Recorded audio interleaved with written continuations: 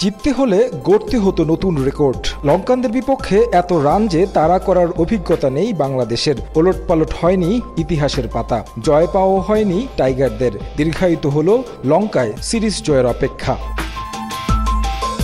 প্রেমাদাসায় সবশেষ ম্যাচটা জিতে যে আত্মবিশ্বাস দেখিয়েছিল বাংলাদেশ, ব্যাটিং ব্যর্থতায় মিইয়ে গেল সব। রান চেস যেখানে সবচেয়ে সহজ কাজ, সেই কাজটাই অসম্ভব হলো টাইগার ব্যাটারদের সামনে। হতাশা আর আক্ষেপ সঙ্গী হলো আরও একবার। পাল্লেকেলেতে লঙ্কান অধিনায়ক টস জিতে সিদ্ধান্ত নিলেন ব্যাটিংয়েরই। শুরুতে মাদুস্কাকে হারালেও দ্বিতীয় উইকেটে জুটি গড়েন নিশাঙ্কা আর কুশল মেন্ডিস মিলে। ধাক্কা সামাল দেন দুই ব্যাটার, থিতু হয়ে যাওয়া নিশাঙ্কাকে ফেরান তানভীর। দলীয় ১৭ রানের মাঝে আরও এক উইকেট হারায় স্বাগতিকরা। কামিন্দু সঙ্গ দিতে এসে ফিরে যান ১৬ রান করে। এর পরের গল্পে টাইগার বোলারদের অসহায়ত্ব আর কুশল মেন্ডিস ও আসালাঙ্কার দাপট। একদিক থেকে আক্রমণাত্মক ছিলেন কুশল, যোগ দেন লঙ্কান অধিনায়ক। দুই ব্যাটার মিলে গড়েন ১২৪ রানের জুটি। তাসকিন, শামীম, মিরাজদের শাসন করে 50 তুলে নেন আসালাঙ্কা।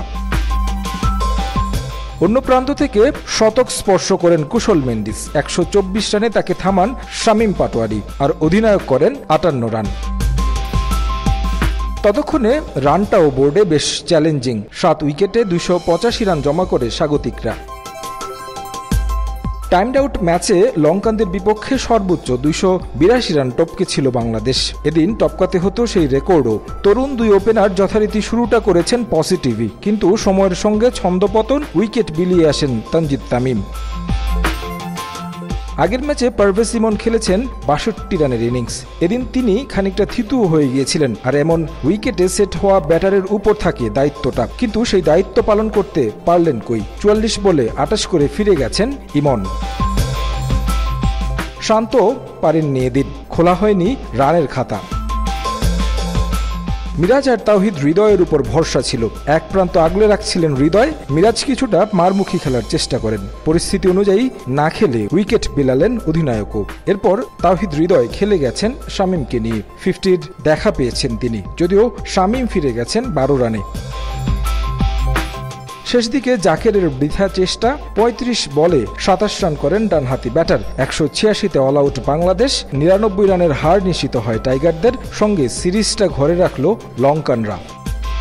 ২০২৪ সালে ঘরের মাটিতে এই শ্রীলঙ্কার বিপক্ষে সবশেষ ওয়ানডে সিরিজ জিতেছিল বাংলাদেশ। এরপর অপেক্ষা আর আক্ষেপ সঙ্গী হয়েছে টাইগারদের। পাল্লেকেলেতে এদিন ব্যাটিং ব্যর্থতা না হলে হয়তো আক্ষেপটা ঘুচিয়ে যেত।